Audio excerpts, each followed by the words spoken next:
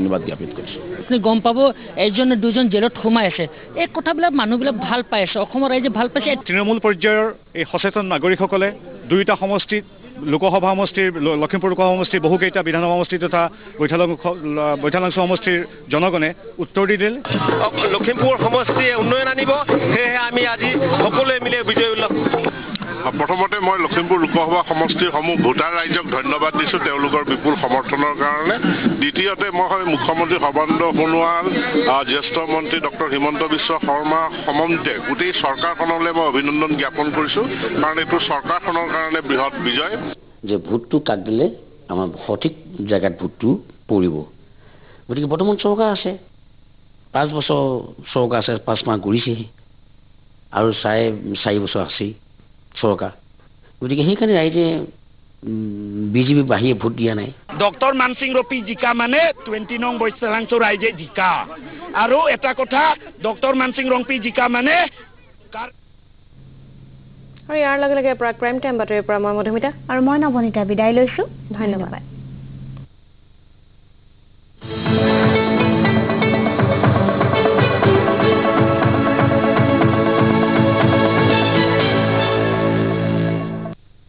Prime time अगबहाले IndiGo बीयू enamel and Idea internet for all तो सभी का है, सबको साथ ले चलो।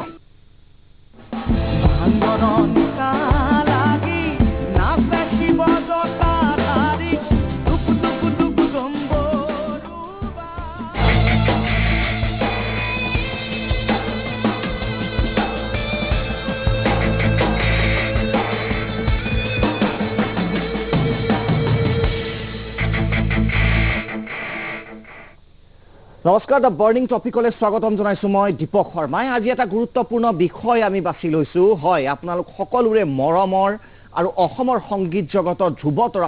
অনন্য এক নক্ষত্ৰ জুবিন গাৰ্গ। প্ৰায়ে অসমৰ হিয়াৰ আমঠু বুলি কোৱা হয়, যুৱ প্ৰজন্মৰ হাৰ্ট থ্ৰব বুলি কোৱা হয়, কিন্তু প্ৰায়ে ৰং ৰিজনছ সংবাদ শিৰোনাম দখল কৰে জুবিন গাৰ্গে। কিয় সদায় শিৰোনাম দখল কৰে ফৰ ৰং ৰিজনছ, কিয় বিতৰ্কিত ইমান জুবিন গাৰ্গ, সেই বিষয়ে আমি আজি কথা পাতিম যে প্ৰকৃততে সমস্যাটো ক'ত হৈছে। কিন্তু এই অনুষ্ঠানত বিশিষ্ট অতিথিসকলো উপস্থিত আছে, মই চিনাকিও কৰি দিম। কিন্তু প্ৰথমতে জুবিন মানে যিহেতু গান, জুবিন মানে যিহেতু সুৰ, জুবিনৰ গানৰ এটা ক্লিপিং দেখুৱাব বিচাৰিছোঁ। তাৰপিছত ষ্টুডিঅ'ত থকা অতিথিসকলক মই চিনাকি কৰি দিম, আমাৰ আলোচনা আৰম্ভ কৰিম।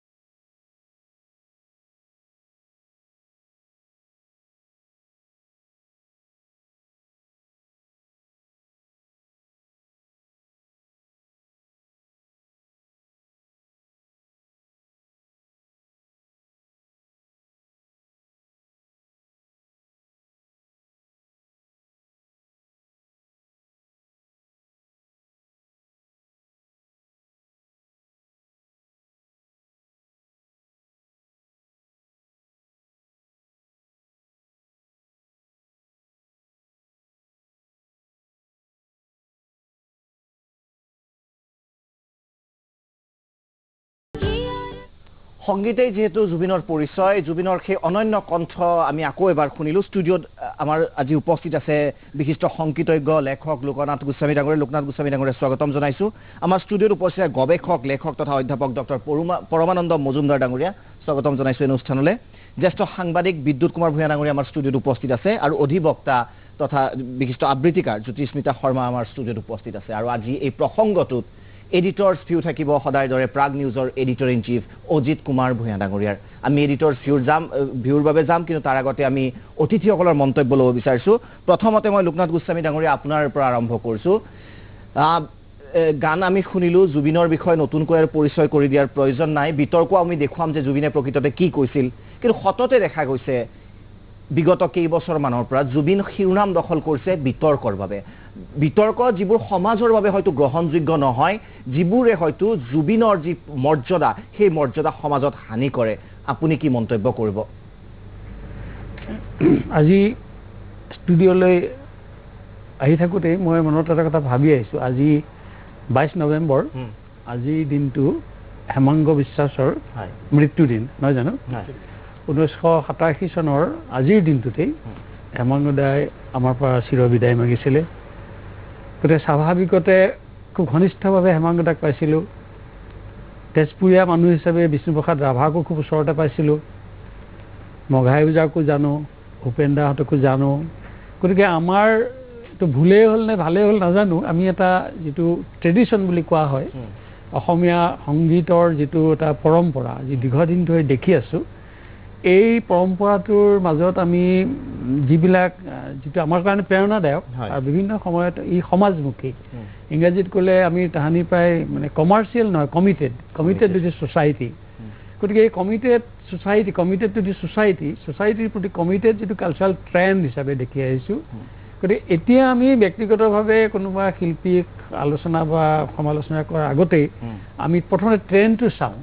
যে শিল্পীগৰাকীয়ে কোনটো ট্ৰেণ্ডক তেওঁ প্ৰতিনিধিত্ব কৰিছে আৰু সেই ট্ৰেণ্ডটোৱে জনসাধাৰণৰ মংগলখিনি সাধনা কৰিছে নে কিবা প্ৰকাৰ এটা অপকাৰ কৰিছে যদি নতুন প্ৰজন্মক শিল্পীসকলক আমাৰ অসমত বিশেষকৈ শিল্পী খুব মৰম কৰে শ্ৰদ্ধা কৰে শিল্পীৰ কাৰণে সকলো ত্যাগ কৰিব পাৰে গতিকে সেই যে ত্যাগ কৰা মনোবৃত্তি আমাৰ সমাজখন আমাৰ যুৱ প্ৰজন্ম নতুন মানুহখিনি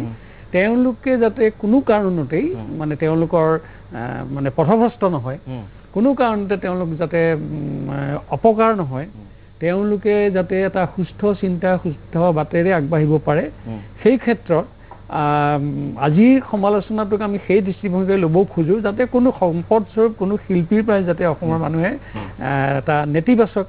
ধ্যান ধাৰণা কৰিবলগীয়া নহয় নিশ্চয় আমি আৰু বিষয়টো আলোচনা কৰিম আমি এটা ইতিবাচক আৰু সৃষ্টিশীল চিন্তাৰ মাজেদি আগবাঢ়িব পাৰিম বুলি ভাবিছোঁ নিশ্চয় হয় আজিৰ আলোচনাটো কিন্তু আলফাই যিটো বিবৃতি দিছিলে কালি সেই প্ৰসংগত যিটো পৰিৱেশ সৃষ্টি হৈছে হয় আৰু এটা গুৰুত্বপূৰ্ণ প্ৰসংগ তেওঁলোকে উত্থাপন কৰিছে সেই তাক লৈহে কিন্তু আমি আলোচনাটো অলপ পাতনি মেলিছোঁ আজি কাৰণ এনেই আমি সাধাৰণ অৰ্থত জুবিন গাৰ্গৰ বিষয়ে আলোচনা কৰিবলৈ তেনেকৈ নাই সেইকাৰণে লোকনাথ গোস্বামীয়ে অকণমান কালিৰ ঘটনাটো কেন্দ্ৰ কৰি অন্ততঃ দুটা শব্দ ক'ব লাগে বাক্য নিশ্চয় গোস্বামী ডাঙৰীয়া আচলতে আলফাই কি কৈছে গোটেই কথা বতৰাবিলাক ইমান স্পষ্টও নহয় আৰু আমি দেখিছোঁ যে মোৰ এখন কিতাপত মই এটা অধ্যায়ত এটা আলোচনাও কৰিছোঁ আজি কেইদিনমানৰ আগতে এখন কাকতত এইটো ওলাইছেও যে মই জনামতে 1992 চন মানৰ পৰাই জুবিন গাৰ্গ আৰু আলফাৰ সৈতে এটা দ্বন্দ্ব কিন্তু চলি আছে যি সময়ত জুবিন গাৰ্গ বা জিতুল সোণোৱালৰ দৰে শিল্পী ওলাই আহিছিলে সাংস্কৃতিক জগতখনলৈ সেই অকণমান মই খুব কম চমুকে ক'ব খুজিছোঁ সেইখিনি সময়ত অসমৰ বেছিভাগ শিল্পীয়েই আলফাৰ সমৰ্থনতে হওক বা আলফাৰ লগতেই হওক বিভিন্ন সময়ত তেওঁলোকে দেশপ্ৰেম জাতীয় প্ৰেমৰ গীত মাত গাবলৈ আৰম্ভ কৰিছিল কিন্তু সেই সময়ত কিন্তু জুবিনহঁতে এই ট্ৰেণ্ডটোৰ লগত নিজকে চামিল নকৰাৰ কাৰণে সমালোচনা হৈছিলে বৰ্জন কৰিবলৈও কৈছিলে সেই সময়ত মই যিমানখিনি জানো আলফাই এই শিল্পী যুৱ প্ৰজন্মৰ শিল্পীসকলক বৰ্জন কৰিবলৈ কৈছিল তেতিয়াৰ পৰাই দেখিলোঁ যে দুটা পক্ষ দুটা মেৰুত আলফা একটা মেৰুত আছে জুবিন গাৰ্গ এটা মেৰুত আছে আৰু সৌ সিদিনা আজি 2 বছৰ আগত বিহু অনুষ্ঠানত হিন্দী গান গোৱালৈকে এই বিতৰ্কটো কিন্তু চলি আছে এতিয়াও তেনে এটা বিতৰ্ক চলি আছে এই ক্ষেত্ৰত কিন্তু আমাৰ কোনো এটা বিশেষ মন্তব্যলৈ দিয়া যোৱা আগতেই আলফা সম্পৰ্ক আমাৰ কিছু ক'বলগীয়া আছে আৰু জুবিন গাৰ্গ সম্পৰ্কও ক'বলগীয়া আছে গতিকে বাকীসকলৰ পৰা আমি কিছু কথা বতৰা শুনি লওঁ নিশ্চয় নিশ্চয় মই আপোনাৰ ওচৰত আহিম এইবাৰ ডক্টৰ পৰমানন্দ মজুমদাৰ ডাঙৰীয়া সম্পদ বুলি কোৱা হৈছে জুবিন গাৰ্গক অসমৰ সম্পদ আৰু সেই একে সময়তে যিটো ক'লে যে আলফা বিতৰ্ক জুবিন গাৰ্গ এই যি বিগত দিনৰ যি পৰিঘটনাসমূহ আপুনি কিদৰে মূল্যায়ন কৰিব কিদৰে বিশ্লেষণ কৰিব নহয় দীপক হয় যদি তেখেতসকলে বিবৃতিটো চোৱা নাই তেতিয়াহ'লে তোমাৰ দায়িত্ব এটা আছে যে তুমি বিবৃতিটো পাঠ কৰি দিয়া হয় হয় বা শুনাই দিয়া তেখেতসকলক নিশ্চয় মই বিবৃতিটো দেখুৱাম কিন্তু মজুমদাৰ ডাঙৰীয়া আপোনাৰ মন্তব্যটো লৈছোঁ তাৰপিছত মই বিবৃতিটো দেখুৱাম তেতিয়া ক'বলৈ সুবিধা হয় তেখেতসকলক যিটো প্ৰসংগ আহিছে জুবিন গাৰ্গ আৰু আলফাৰ প্ৰসংগ সন্দেহ নাই যে জুবিন গাৰ্গ অসমৰ এগৰাকী প্ৰতিভাৱান শিল্পী আৰু বিশেষকৈ নতুন প্ৰজন্মই তেখেতৰ গান শুনে আৰু তেখেতৰ গানৰ শ্ৰোতা যথেষ্ট আৰু অসমৰ এটা নতুন প্ৰভাৱ তেওঁ পেলাইছে তেওঁৰ গান তেওঁৰ সুৰ আমিও নিজেও আকৃষ্ট কিছু গান কিছু সুৰৰ প্ৰতি কিন্তু যেটো প্ৰসংগ আহিছে যে জুবিনলৈ বিতৰ্ক কিয় হয় মই ভাবো জুবিনৰ বিতৰ্কটো জুবিনে নিজেই বহুত বিতৰ্ক সৃষ্টি কৰে কাৰণ তেওঁৰ গান শুনি আমি যেতিয়া ভাল পাওঁ কিছুমান গান শুনি ভাল ডেফিনেটলি ভাল পাওঁ কিন্তু তেওঁৰ যেটো আচৰণ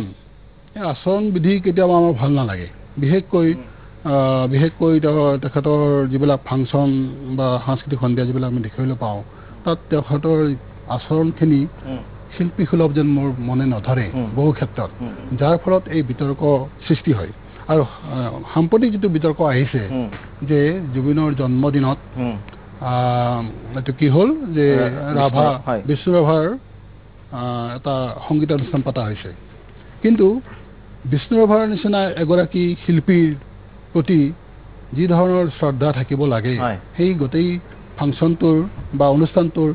সেই পৰিৱেশটো আমাক দিয়া নাই এটো মই ভাবো এটো তেনেকুৱা ধৰণৰ ঘটনা ঘটিছে কাৰণ বিষ্ণু ৰাভাৰ লগত এটা দীঘলীয়া সংগ্ৰাম যুক্ত হৈ আছে অসমৰ জাতীয় জীৱনৰ এটা সম্পৰ্ক যুক্ত হৈ আছে অসমৰ বামপন্থী আন্দোলনৰ এটা সম্পৰ্ক যুক্ত হৈ আছে তেনে ক্ষেত্ৰত বিষ্ণু ৰাভাৰ প্ৰসংগটো যে এনেকুৱা ধৰণৰ এটা অলপ ধেমেলীয়া বা সস্তীয়া প্ৰকৃতিত এৰি দিয়া হয় সেইটো ডেফিনেটলি উচিত কাম নহব এই ক্ষেত্ৰত আলফাৰ যেটো মন্তব্য আলফাৰ যেটো সতৰ্কবাণী দিছে আলফাৰ এটা পইণ্টলৈকে মই একমত যে আলফাই যেটো কৈছে মই একচুৱেল ষ্টেটমেণ্টটো মই নাজানো যেটো কৈছে যে এই কামটো জুবিনে কৰাটো উচিত হোৱা নাই ডেফিনেটলি উচিত হোৱা নাই কিন্তু সেই বুলি যদি আলফাই ভাবুকি প্ৰদৰ্শন কৰে সেইটো মই একমত নহম কিন্তু কামটো যে ভাল হোৱা নাই সেইটো আলফাই উচিতভাৱেই কৈছে বুলি মই ভাবোঁ যেটো কাম কৈছে কাৰণ যেটো পৰিৱেশ বিষ্ণু ৰাভাক লৈ আমি যি ধৰণৰ এটা সন্মান কৰোঁ যি ধৰণৰ তেখেতৰ প্ৰতি আমি শ্ৰদ্ধা প্ৰদৰ্শন কৰোঁ তেখেতৰ বৈপ্লৱিক চিন্তাৰ প্ৰতি সেইটোৰ লগতে এক ধৰণৰ সম্পৰ্ক ইয়াত নাই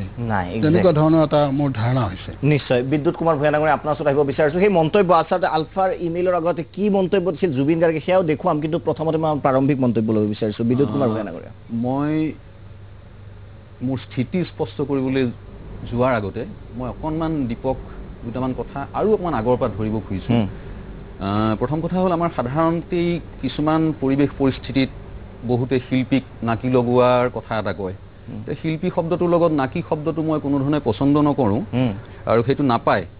মই সেইটো পক্ষত কেতিয়াও নাই আৰু শিল্পীৰ স্বাধীনতাক মই সদায় সন্মান জনাই আহিছোঁ আৰু তেওঁলোকৰ খেয়ালি মন বা যিটো মেডনেছ বুলি কয় সেইটোৰ প্ৰতিও মোৰ শ্ৰদ্ধা আছে তেনেকুৱা মই MF হুছেইনৰ মেডনেছ দেখিছোঁ ভূপেন হাজৰিকাৰ দেখিছোঁ গতিকে সেইবিলাকৰ মাজত মই আজিৰ প্ৰজন্মৰ জুবিন বা পাপনক শাসন কৰিবলৈ মই কোন বুলি মই এটা প্ৰশ্ন নিজকে কৰিব খোজোঁ কিন্তু এটা কথা ঠিক যে সৌখিদিনা বব ডিলানে যেতিয়া নোবেল প্ৰাইজ পালে তাৰ আগতে তেওঁ কেইবাবাৰ মনোনয়ন পাইছিলে কিন্তু বঁটাটো পোৱা নাছিলে কিন্তু পোৱাৰ সময়ত দেখা গ'ল তেওঁ ৰিয়েক্ট কৰা নাই বহুদিনলৈ কোনো যেন ৰেছপণ্ড কৰা নাই এনেকুৱা লাগিছে তাৰপিছত যি সময়ত তেওঁ ৰেছপণ্ড কৰিলে খবৰটো পাইছোঁ বুলি ক'লে শুভেচ্ছা জনালে কৃতজ্ঞতা জনালে তাৰপিছত এৱাৰ্ডটো ল'বলৈ তেওঁ অস্বীকাৰ কৰিছে সেইদিনা তেওঁৰ অন্য কিবা এংগেজমেণ্ট আছে গতিকে এই কথাবিলাক মই সেই তেনেকুৱা ধৰণৰ বলিয়ালি বুলিয়েই ভাবোঁ সেইটো এটা শিল্পী সুলভ বুলি ভাবোঁ আৰু সেইটোত মই পাপন বা জুবিনো কেতিয়াবা সোমাই থাকিলে মই তাত বৰ অস্বাভাৱিকতা একো নেদেখোঁ আৰু এটা মই কথা ক'ব খুজিছোঁ কি জুবিনৰ প্ৰথম জন্ম হৈছে অনামিকা মোৰ কৈ ভাল লাগিব যে অনামিকা কেছেটটো ৰাজহুৱাভাৱে প্ৰথম মোৰ হাততে পৰিছিলে আৰু ময়েই প্ৰথম বাতৰি কাগজত জুবিন গাৰ্গ শব্দটো লিখিছিলোঁ সেইটো মোৰ কৈ ভাল লাগে আৰু সেই সময়তে শ্ৰদ্ধেয় অজিত কুমাৰ ভূঞা তেখেতৰ সম্পাদনাত এখন নতুন সময় বুলি কাগজ ওলাইছিলে সাপ্তাহিক কাগজ সেইখনত মই প্ৰথমবাৰৰ বাবে এটা আমাৰ এজন মোৰ ভাতৃ সদৃশ সাংবাদিক অনুপম হাজৰিকাৰ দ্বাৰা জুবিন গাৰ্গৰ এটা ইণ্টাৰভিউ কৰাইছিলোঁ অজিত দাক জনাই পেলাই আৰু অজিত দাই বিচাৰিছিলে আপকামিং আৰ্টিষ্ট এজনৰ এটা ইণ্টাৰভিউ যোৱা উচিত আমাৰ পূজা স্পেচিয়েল যিটো মেগাজিন হয় তাত ইণ্টাৰভিউটো ছপাই তাত মই ইচ্ছাকৃতভাৱে হাৰ্টথ্ৰব শব্দটো প্ৰথম ব্যৱহাৰ কৰিছিলোঁ তাৰ আগলৈকে সেইটো হোৱা নাছিলে আৰু মোৰ এতিয়াও মনত আছে সেই সময়ত হাৰ্টথ্ৰব শব্দটো হিন্দী চিনেমাত ৰাকেশ ৰোশনৰ যেতিয়া ছবিখন আহিলে কহনা প্যাৰ হে তেতিয়া ঋতিক ৰোশনৰ ক্ষেত্ৰত সেইটো ব্যৱহাৰ হৈছিলে এতিয়া মই মূল কথাটোলৈ আহোঁ ইয়াৰ পিছতো কিন্তু জুবিনে যি সময়ত কোনোবা এটা বেলেগ টেলিভিশ্যন চেনেলৰ অনুষ্ঠান এটাত তেওঁ বাঁহৰ খুঁটাত উঠি যেতিয়া গান গাবলৈ ল'লে সেই সময়ত মই এখন দৈনিক কাগজত খুব কঠোৰভাৱে তেওঁক সমালোচনা কৰিছিলোঁ তাৰপিছত এবাৰ আপোনালোকৰ ষ্টুডিঅ'তে কিন্তু মই জুবিনৰ সপক্ষত থাকোঁতে আমাৰ পেনেলিষ্টসকলো মোক জুবিনৰ একে ডাই হাৰ্ট ফেন বুলিয়েই কিবা কিবি কৈছিল আৰু সেইখিনি মই মানি লৈছিলোঁ কিন্তু এতিয়া মই আচল কথাটোলৈ আহোঁ যিটো বিষয় আমাৰ চৰ্চিত হৈছে সেই ক্ষেত্ৰত বিষ্ণু ৰাভা আৰু জুবিন গাৰ্গৰ এই যিটো এজনৰ ফেষ্টিভেল আৰু এজনৰ জন্মদিন সেইটোৰ ক্ষেত্ৰত মোৰ পোনপটীয়াকৈ এটা লাইন ক'ব লগা ইচ্ছা কৰিছোঁ যিটো মই পিছত ব্যাখ্যা কৰিম সেইটো হ'ল তেওঁৰ কল্পনাটো ভাল আছিলে কিন্তু পৰিকল্পনাটো ভুল আছিলে সেইটো ব্যাখ্যা মই অলপ পিছত দিম কিন্তু মই চমুকে ক'ব খুজিছোঁ দুটামান কথা সেইটো হ'ল বিষ্ণু ৰাভাৰ কলাগুৰু ফেষ্টিভেল বুলি যিটো নামাকৰণ কৰা হ'ল সেই ক্ষেত্ৰত আমি জ্যোতিপ্ৰসাদ বা বিষ্ণু ৰাভা এওঁলোকক অকল গীতিকাৰ বা সংগীতকাৰ বা সুৰকাৰ বা শিল্পী সেইটোতে অসমীয়া জাতিয়ে নাই লোৱা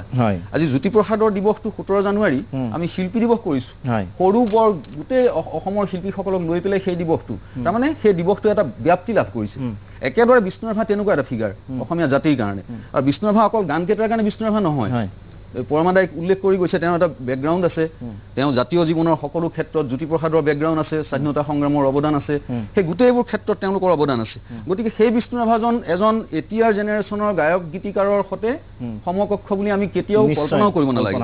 গতিকে সেই ক্ষেত্ৰত মই বিচাৰোঁ যে জুবিন গাৰ্গৰ ফেষ্টিভেললৈ বিষ্ণু ৰাভাক নমাই অনাতকৈ জুবিন গাৰ্গ বিষ্ণু ৰাভা ফেষ্টিভেল এটালৈ নিজে উন্নীত হওক সেইটো মোৰ প্ৰথম কথা ক'ব লগা নিশ্চয় নিশ্চয় মই আহিম আৰু বাকী মন্তব্য মই আপোনাৰ পৰা ল'ম কিন্তু এতিয়া জ্যোতিস্মিতা শৰ্মা আপোনাৰ ওচৰত আহিব বিচাৰিছোঁ আপুনি যুৱ প্ৰজন্মৰ এগৰাকী শিল্পী আপুনি আবৃত্তিকাৰ আপুনি কবিতা লিখে আপোনাৰ পৰা জানিব বিচাৰিছোঁ হয় মই প্ৰথমে জুবিন গাৰ্গৰ শিল্পী সত্তাৰ প্ৰতি শ্ৰদ্ধা জনাই কওঁ যে তেওঁ আজি নিজৰ সৃষ্টিৰাজিৰ জৰিয়তে যিটো পৰ্যায়লৈ উন্নীত হৈছে তেওঁক আজি অসমৰ একাংশ মই এইটো কথা ক'ব নোৱাৰোঁ যে প্ৰতিজন জনতাই প্ৰতিজন অসমবাসীয়ে একোগৰাকী সুস্থ সচেতন চিন্তাৰ বুলি আমি ক'ব নোৱাৰোঁ কিন্তু জুবিন গাৰ্গ বুলি ক'লে একাংশ পাগল মানুহ আছে মানে পাগল বুলি মই অত্যন্ত ইতিবাচক অৰ্থত কৈছোঁ মানে জুবিন গাৰ্গ এজন অনুকৰণীয় ব্যক্তিলৈ ৰূপান্তৰিত হৈছে গতিকে তেওঁৰ শিল্পী সত্তাৰ প্ৰতি শ্ৰদ্ধা জনাই মই এই কথাটোৱে ক'ব খোজোঁ যে তেওঁ আজি যিটো পৰ্যায়লৈ উন্নীত হৈছে নিজকে উন্নীতকৰণ কৰাব পাৰিছে সেই পৰ্যায়টোলৈ যোৱাৰ লগে লগে তেওঁৰ কিছুমান সামাজিক দায়বদ্ধতা আহি পৰে আৰু সেই সামাজিক দায়বদ্ধতাখিনিৰ প্ৰতি তেওঁ দায়িত্বশীল মনোভাৱৰ অভাৱ হোৱা যেন পৰিলক্ষিত হোৱাৰ বাবে বাৰে বাৰে জুবিন গাৰ্গ এনেধৰণৰ কিছুমান বিতৰ্কৰ মাজলৈ সোমাবলগীয়া হৈছে জুবিন গাৰ্গৰ আৰু উন্নতি হওক আমি নিশ্চয় সেয়া কামনা কৰোঁ কিন্তু তাৰ লগে লগে তেওঁ আজি যিটো ৰাভা দিৱস নহয় যিটো হয় কলাগুৰু উৎসৱৰ লগত সংগতি ৰাখি তেওঁৰ জন্মদিনৰ যিটো পৰিকল্পনা কৰিলে সেই ক্ষেত্ৰত মই এটা কথাই ক'ম যে বিষ্ণু ৰাভাই হওক বা জ্যোতিপ্ৰসাদেই হওক নতুবা ভূপেন হাজৰিকা তেওঁলোকৰ সৃষ্টিৰাজিৰ জৰিয়তে তেওঁলোকে নিজৰ সামাজিক দায়বদ্ধতা সমানে পালন কৰি গৈছে বাবে আজি এই পৰ্যায়ত তেওঁলোকে নিজকে উন্নীতকৰণ কৰিব পাৰিছে কিন্তু জুবিন গাৰ্গৰ কথাটো মই ক'ব খোজোঁ যে কলাগুৰু বা ৰূপ কোঁৱৰ তেওঁলোক আৰু ব্যক্তিগত সম্পত্তি নহয় তেওঁলোক আজি অসমৰ জাতীয় নিশ্চয় নিশ্চয় নিশ্চয় তেওঁলোক জাতীয় সম্পদ ডিমত নাই এইবাৰ মই এডিটৰ্ছ ভিউ যোৱাৰ পূৰ্বে দেখুৱাব বিচাৰিছোঁ যে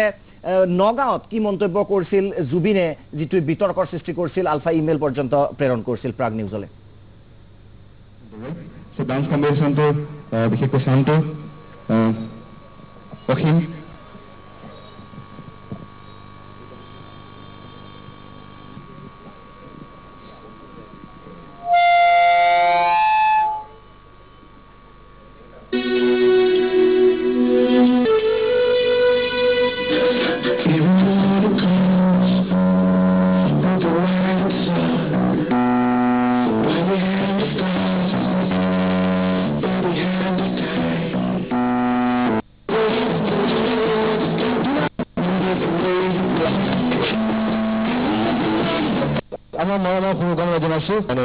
ইমান ভাল লাগিছে মোৰ আৰু ৰেকৰ্ড আমি মনত আছে ৰাতিপুৱা 8টাত কৰিছোঁ আৰু মাত চাত বহি আছিলে তাৰপিছত মই জুবিনদাক সুধিছিলোঁ যে জুবিনদা মোৰ মাত চাত বহি আছে এনেকৈ কেনেকৈ ৰেকৰ্ড কৰিম তো জুবিনদাই কৈছে এনেকৈ মাত লাগে ৰাতিপুৱা একদম দিছোঁ আৰু চিনেমাখন চাওঁ বুলি আশা কৰিছোঁ কাৰণ ডাঙৰ চিনেমাখন কৰিছোঁ প্ৰথমবাৰ চববোৰ দেখি গম পাইছোঁ চাগে কেনেকৈ ক'ত ক'ত কৰিছোঁ বিভিন্ন জেগাত গোটেই মোক ৰিয়াংকে এদিন কৈছিলে কৈছে যে তুমি আমাক চিনেমা কৰিবলৈ মাতিছা নে ৱৰ্ল্ড টুৰ কৰিবলৈ মাতিছা আজি ছিকিমত কালি ভূটানত কালি আমুকত কালি অৰুণাচলত চ' গোটেই নৰ্থ ইষ্টৰ ভাল ভাল জেগা যোৱা নাছোঁ বেছিভাগত জেগাত যাবলৈ চেষ্টা কৰিছোঁ আৰু নৰ্থ ইষ্টখন দেখুৱাব বিচাৰিছোঁ এই সময়খিনি যোগেদি থেংক ইউ ভেৰি মাছ আপোনালোকৰ আশীৰ্বাদ লাগে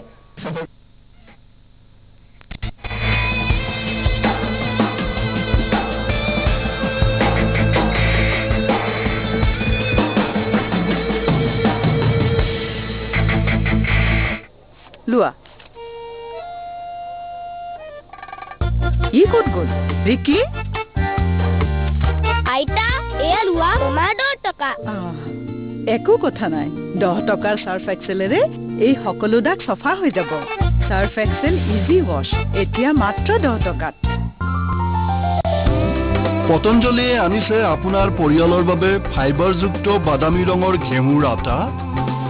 শ্ৰেষ্ঠ আৰু সস্তা আয়োডিন নিমখ প্ৰটিনেৰে ভৰপূৰ আনপলিছ নেচাৰেল ডাইল আৰু 2 বছৰ পুৰণা আচল বাসমতি চাউল এজন নেতা থাকিব আহিল কেইমাহমানৰ পাছত গুচি গ'ল আৰু এজন নেতা থাকিব আহিল কিছু বছৰ পাছত তেওঁ গুচি গ'ল এনেদৰে আৰু নেতা আহিব আৰু যাব কিন্তু নতুন ইণ্ডিগো ফ্লোৰ পেইণ্টৰ শাসনটো চলিয়ে থাকিব ইণ্ডিগো ফ্লোৰ পেইণ্ট সকলো সহে বছৰ বছৰ চলে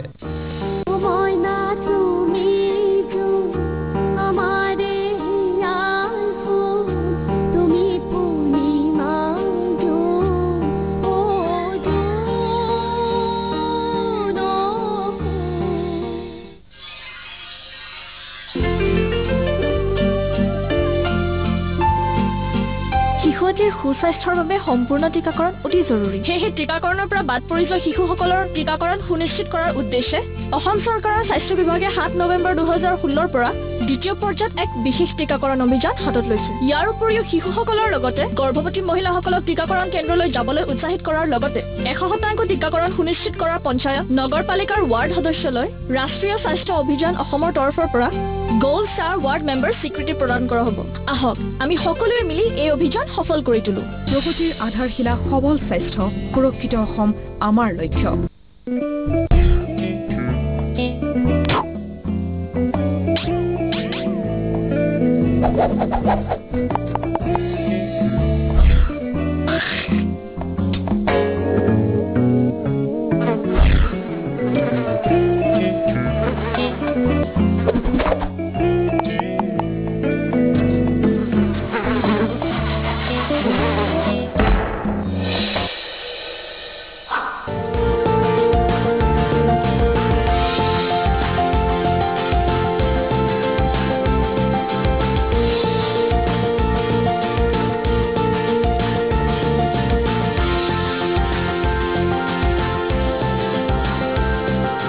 এইদৰে পৰিষ্কাৰ কৰি ৰাখক আপোনাৰ নিজৰ স্বাস্থ্য কেন্দ্ৰটিৰ চৌপাশ অন্যথা চৌপাশৰ লেতেৰা পৰিৱেশৰ পৰা সৃষ্টি হ'ব পৰা বীজাণুৱে বিপদ মাতি আনিব পাৰে হাজাৰজন ৰোগী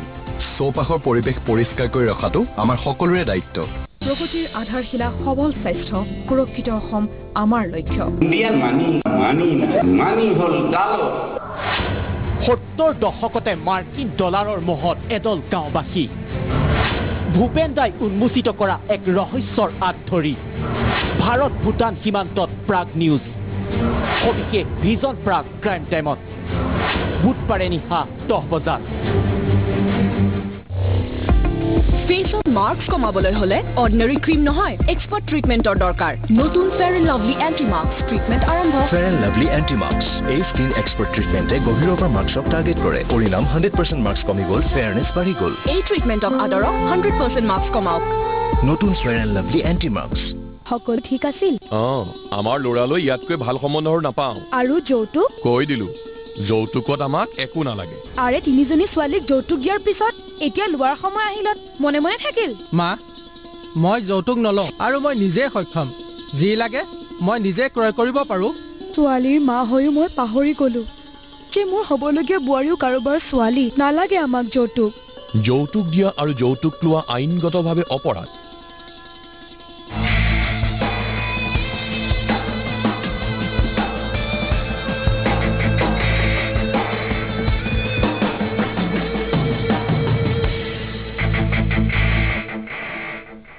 উভতি আহিছোঁ বিৰতিৰ পিছত এইবাৰ যাব বিচাৰিছোঁ প্ৰাগ নিউজৰ editor in chief Ajit Kumar Bhuyan ডাঙৰীয়াৰ ওচৰলৈ আলফাৰ যি ইমেইলত কি লিখিছিল আচলতে আলফাই আৰু ক'ত আপত্তি দৰ্শাইছিল সেই সম্পৰ্কে আজি এডিটৰ্ছ ভিউৰ আৰম্ভণি কৰিম ভূঞা ডাঙৰীয়া নহয় প্ৰশ্নটো হৈছে যে আলফাই ক'লে কাৰণেই সকলো কথা অৰ্থহীন বা যুক্তিহীন এনেকুৱা হ'ব নোৱাৰে আৰু আলফাই যদি আমি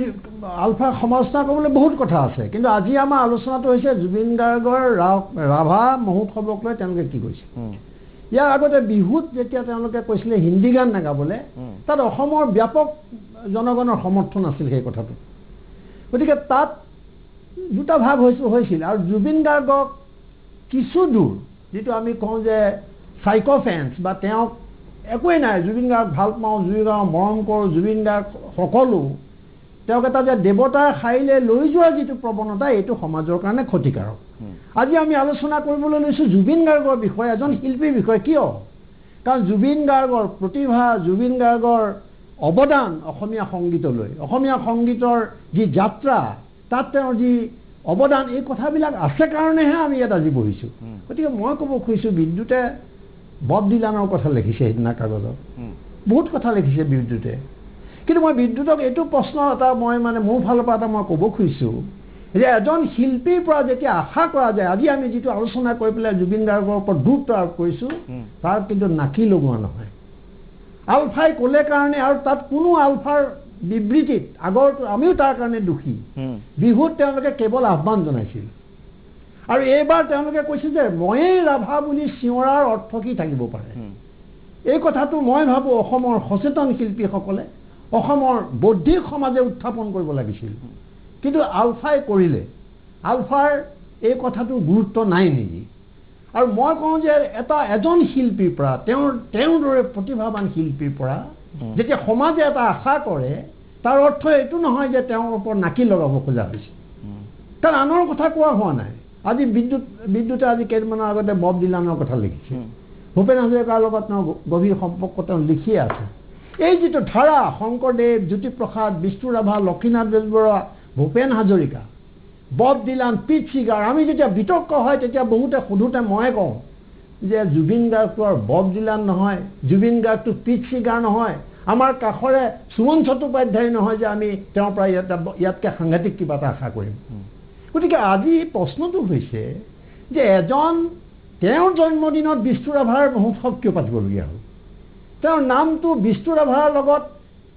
জড়িত কৰিবলগীয়া এনেধৰণে কিয় প্ৰয়োজন হ'ল আৰু যদি সেই অনুষ্ঠানটোত মই অলপমান শুনাই দিব খুজিছোঁ সময় লৈছোঁ তুমি কৈছা কাৰণে ইয়াত দেখুৱাব নোৱাৰিলা তুমি গ্ৰাফিক্সত মই অলপ শ্বৰ্ট কৰি পঢ়িছোঁ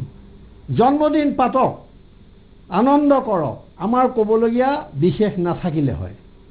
কিন্তু এই উদযাপনৰ লগত কিয় ৰাভা সংগীত মহোৎসৱ য'ত স্বনামধন্য ৰাভাদেৱৰ সলনি অন্য গীতৰহে পয়োভৰ শুনা গ'ল যদি বিশেষ কাৰণ আছে আমি নিশ্চয় জানিবলৈ বিচাৰিম তেওঁ কৈছে যে মই জানিবলৈ বিচাৰিম আৰু আপোনালোকক জনাই থওঁ যে কালি তেওঁ এটা ক্লাৰিফিকেশ্যন দিম বুলি সাংবাদিকসকলক মাতি নি এঘণ্টা সময় বহুৱাই ৰাখি পিছত তেওঁ নকওঁ বুলি ক'লে আজিও আমি সাংবাদিকক পঠাইছোঁ আমাৰ চেনেলৰ পৰা যে তেওঁ বক্তব্য কিবা আছে যদি কওক কিন্তু তেওঁ এই কথাটো আঁতৰি থাকিলে ৰাজদীপ বাইলিং বৰুৱাৰ লগত কথোপকথনত শিল্পীজনে কলাগুৰু ৰাভাৰ সৃষ্টিৰ প্ৰতি তেওঁৰ আগ্ৰহ ব্যক্ত কৰিছে মদৰ নিচাত মঞ্চৰ মজিয়াৰ পৰা কেতিয়াবা ময়ে ৰাভা বুলি চিঞৰাও তেওঁ স্বীকাৰ কৰিছে মনস্তাত্ত্বিক ফালৰ পৰা সেই প্ৰকাশে তেওঁৰ অৱচেতন বাসনাৰ কথা উলম্ব কৰে ৰাভাদেৱৰ দৰে চিত্ৰকৰ হ'ব নোৱাৰা খেদে তেওঁৰ মনৰ বাসনা প্ৰতিষ্ঠিত কৰা হোৱা নাই জানো সেয়ে আমাৰ বিশ্লেষণত কলাগুৰু নিজৰ জন্মদিনৰ লগত যুক্ত কৰাৰ কাৰণ প্ৰকৃততে জুবিন গাৰ্গে নিজকে উত্তৰণৰ বাবেহে পুনৰাই কোৱা মিছা কথা এটা সঁচা বুলি প্ৰতিষ্ঠিত হোৱাৰ দৰে বছৰি বছৰি এনেকৈ পালন কৰি নিজকে বৰেণ্য ৰাভাদেৱ সমকক্ষ বা পৰ্যায় বুলি জনসমাজৰ মনত প্ৰতিষ্ঠা কৰাৰ মানসিকতাৰ পৰিচয় দুকুৰি 5 বছৰীয়া জুবিন গাৰ্গে নিশ্চয় তেওঁৰ এই কাৰ্যৰ গুৰুত্ব নুবুজা নহয় সেয়ে আমি তেখেতৰ পৰা স্পষ্টীকৰণ বিচাৰিছোঁ তেওঁৰ উপজাদিনৰ লগত সংলগ্ন নকৰাকৈ তেখেতৰ নমস্য ব্যক্তি বিষ্ণু ৰাভাৰ প্ৰতি সন্মানত আন এটা দিনত মহোৎসৱটি পতা নহ'ল কিয় তেখেতৰ এই কাৰ্যই কলাগুৰুক তেওঁৰ পৰিয়ালক আৰু শিল্পীবান অসমক অপমান কৰা হোৱা নাইনে নে শুদ্ধকৈ মাতৃভাষা ক'ব নোৱাৰা এক অজ্ঞ আৰু ধুৰন্ধৰ ভাৰতীয় যাক আমি অসম দ্ৰোহী বুলি ধৰি ল'ম যদি সেয়ে হয় তেখেতে পৰিণাম বুজি নিজকে শুধৰাটো উচিত হ'ব ইয়াত কিন্তু ক'তো কোনো ভাবুকি নাই, ক'তো নাকি লগোৱাৰ প্ৰৱণতা নাই। এতিয়া মই কৈছোঁ যে আজি এইটো ধাৰা, যিটো শংকৰদেৱৰ পৰা ভূপেন হাজৰিকালৈকে যিটো গণমুখী ধাৰা,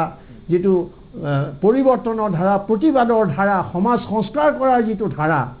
বব ডিলানৰ পৰা এতিয়ালৈকে ইয়াত মই যদি ভুল কৰা নাই, বব মাৰ্লি বুলি এগৰাকী জামাইকাৰ ডাঙৰ শিল্পী আছিলে। তেওঁ ভাং খাই কিবা খাই তেওঁৰ গোটেই জীৱনটো এটা বহেমিয়ান জীৱন আছিলে, বিশ্বভৰৰ কিছু দূৰ বহেমিয়ান জীৱন এটা আছিলে। কিন্তু এই বোধকৰ লোকনাথ গোস্বামীয়ে সেই শিল্পীগৰাকী গান এটা গাইছে নেকি? লোকনাথ গোস্বামী কৈ যাওকচোন। বব মাৰ্লি গাইছে নেকি? মই সুধিছোঁ। গোৱা নাই, কিন্তু জানো। আপুনি জানে, কিন্তু এটা গান গোৱা বুলি মোৰ ধাৰণা আছিলে, বা যি নহওক। এতিয়া কথা হ'ল যে এই শিল্পীসকলক হেৰি কি কয়, এই ধাৰাটোক আমি কিয় গুৰুত্ব দিছোঁ? এইকাৰণে দিছোঁ যে তেওঁলোকে বব ডিলানক নোবেল প্ৰাইজ পোৱাৰ কাৰণে মানুহে নহয়, ভূপেন হাজৰিকাৰ প্ৰাইজ পোৱাৰ কাৰণে মানুহে দেৱতাৰ শাৰীত থোৱা নাই। বিশ্বভাৰতী একো নাপালে জীৱনত, জেললৈ গ'ল, আত্মগোপন কৰিলে। জ্যোতিপ্ৰসাদে সেইমতে একো নাপালে সেই সময়ত ভদ্ৰ সমাজৰ পৰা। শংকৰদেৱেও পলাই ফুৰিবলগীয়া হ'ল। এই কথাবোৰ আমি ওলাই কৰিব নোৱাৰোঁ। গতিকে প্ৰশ্নটো হ'ল, মোৰ এটা ধাৰণা হয়, আৰু বাকী বিদ্যুৎ ভিয়াই ঠিকেই কৈছে যে তেওঁ এইটো দিনত এই কামটো কৰিব নালাগে, সেই কথা আমি একমত। আৰু তেওঁ এই কামটো কিয় কৰিলে, এই প্ৰশ্নটো যদি আমি উত্তৰ বিচাৰি যাওঁ, তেতিয়া এনেকুৱা লাগে মোৰ যে জুবিন গাৰ্গৰ হয়তো সৃষ্টি ক'ৰবাত থমকি ৰৈছে, আৰু তেওঁ হয়তো এটা উত্তৰণৰ বাট বিচাৰিছে। আৰু তেওঁৰ বিষ্ণু ৰাভাৰ দৰে মহান শিল্পী, বিষ্ণু ৰাভাৰ দৰে কিংবদন্তী শিল্পী, তেওঁ যেনেকৈ কলাগুৰু, একেদৰে কিন্তু তেওঁ প্ৰতিবাদী মানুহৰো গুৰু, সংগ্ৰামী মানুহৰ গুৰু, পৰিৱৰ্তনকামী মানুহৰ গুৰু, শ্ৰমিক কৃষকৰ মুক্তিৰ যিখন সংগ্ৰাম তাৰো তেওঁ গুৰু। এই কথাটো পাহৰিলে নচলিব। গতিকে মই ভাবোঁ যে তেওঁ উত্তৰণৰ কাৰণে, তেওঁ ৰাভাৰ লগত নিজৰ নামটো সংপৃক্ত কৰিবৰ কাৰণে এনেধৰণৰ মহোৎসৱ পাতি তেওঁৰ জন্মদিনত এই ধৰণৰ এটা কাম কৰিছে। আলফাই এই প্ৰশ্নটো উত্থাপন কৰাটো সমাজৰ কাৰণে কিন্তু বেয়া কথা কোৱা নাই। আলফা আমি দুখ দিছোঁ, তেওঁলোকক সন্ত্ৰাসবাদী বুলি কৈছোঁ, এটা বেলেগ বিষয়। কিন্তু এই বিষয়টোত আজি অসমৰ বৌদ্ধিক সমাজে, অসমৰ সচেতন শিল্পী সমাজে মাত মাতিব লাগিছিল। কিন্তু সকলো মৌন কিয়, আৰু বিশেষকৈ এই বিবৃতিত ভূঞা ডাঙৰীয়াই উল্লেখ কৰাৰ নিচিনাকৈ আচলতে কোনো ধৰণৰ তেওঁলোকে কেৱল আহ্বান এটা জনাইছে, এটা স্পষ্টীকৰণ বিচাৰিছে। এই সম্পৰ্কে আমি কথা পাতিম, অতিথিসকলৰ মন্তব্য প্ৰতিক্ৰিয়া ল'ম, কিন্তু এইখিনিতে সময় হৈছে পুনৰ চমু বাণিজ্যিক বিৰতিৰ।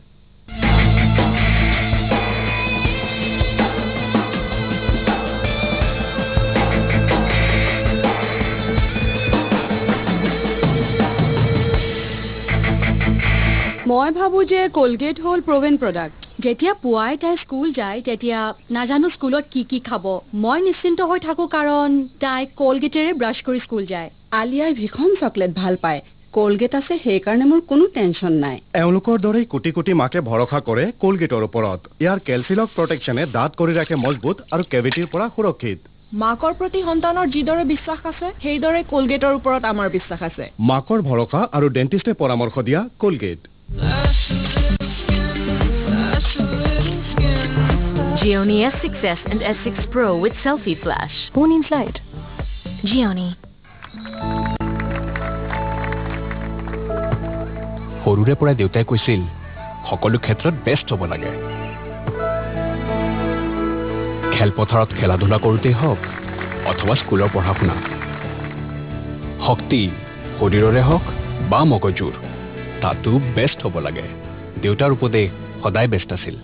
সেইবাবেই ঘৰো কেৱল বেষ্টৰে, কিয়নো বেষ্টতকৈ ভাল একোৱেই নহয়। বেষ্ট চিমেণ্ট, জানদাৰ চিমেণ্ট, শানদাৰ জুট।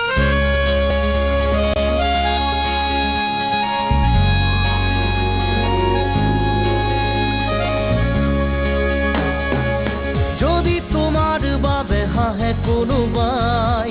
তুমি জানো কিবা হেৰুৱাবা। সহায়ৰে হাত যদি বিচাৰে, তুমি সঁহাৰি জানো নিদিবা। এবাৰ ভাবি চোৱা, কত যে ভঙা পজা সজাও নৰূপে কোৱাৰা। দুহাত মেলি দিয়া কিমান আৰু চোৱা আপোন মানুহ। নকলৰ পৰা সাৱধান, প্ৰত্যেক টিনপাতত ডাইনালুমৰ লোগো চাইহে ডাইনালুম টিনপাত কিনিব। এয়াই হৈছে ডাইনালুম টিনপাতৰ প্ৰকৃত লোগো। অধিক জানিবলৈ ডাইল কৰক 1800345397। আমাৰ মাটি আমাৰ চাট, অসমীয়াই আৰু ইয়াৰ সকলো ৰাইজৰ বাবে ডাইনালুমৰ এক পদক্ষেপ।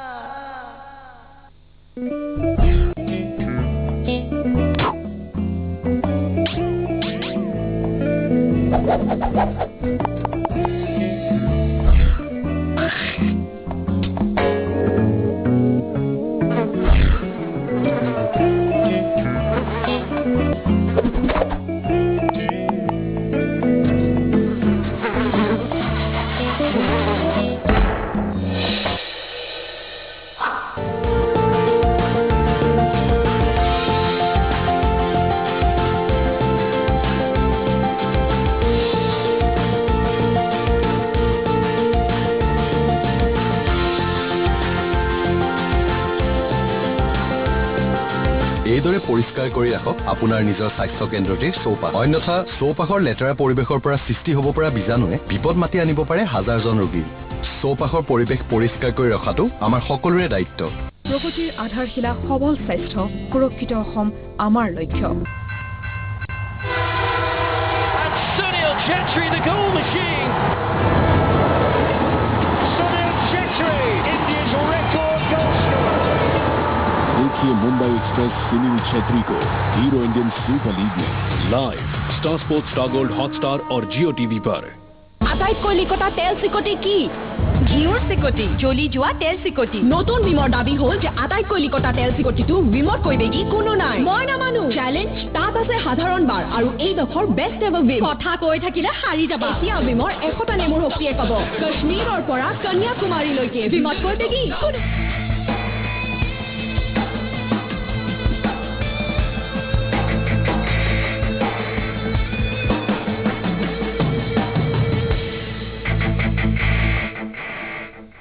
উভতি আহিছোঁ বিৰতিৰ পিছত লোকনাথ গোস্বামী ডাঙৰে আপোনাৰ ওচৰত আহিব বিচাৰিছোঁ ইতিমধ্যে এডিটৰ ইন চিফগৰাকীয়ে পঢ়ি দিলে যে ইমেইলত কি আছিল কোনে দিছে আচলতে তাতকৈ গুৰুত্বপূৰ্ণ কি কৈছিল বিশেষকৈ ইয়াতে যিটো এটা শব্দ যে মদৰ নিচাত মঞ্চৰ মজিয়াৰ পৰা কেতিয়াবা ময়েই ৰাভা বুলি চিঞৰা তেওঁ স্বীকাৰ কৰিছে গতিকে এই সামগ্ৰিক মন্তব্য সম্পৰ্কে আপুনি কি ক'ব ইমেইল সম্পৰ্কে অজিত ভূঞা ডাঙৰীয়াৰ মন্তব্যৰ সৈতে একমত